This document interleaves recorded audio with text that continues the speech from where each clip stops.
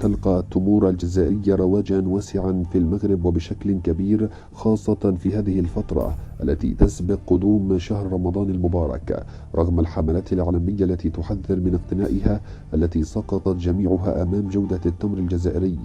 وأيضا تعرف الأسواق المغربية تواجد تمور جزائرية، وذلك بشكل كبير وإقبال كبيرين، لا سيما بالمدن المتاخمة للحدود مع الجزائر، حيث يقبل المغاربة على شرائها ككل عام نظير جودتها. ورغم فشل حملات المقاطعة التي تم إطلاقها العام الماضي، ظهرت مجددا أصوات في المغرب تدعي خطورة التمور الجزائرية على صحة المستهلكين دون تقديم دليل واضح، لكن الذي غاب عن ذهن ناشر التحذير أن التمور الجزائرية معروفة عالميا ومطلوبة جدا في عديد من الدول، وتخضع على غرار الكثير من الموارد الاستهلاكية إلى المراقبة والتحليل وفق المعايير الدولية.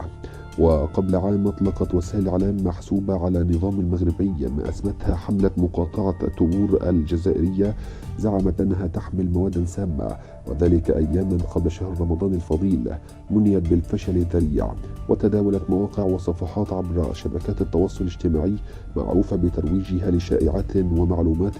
تعدها مخابرات المخزن وذبابه، ومنشورات ومقالات تحذر فيها المغاربة من اقتناء هذه التمور بدعوى أنها معالجة بمواد مسرطنة.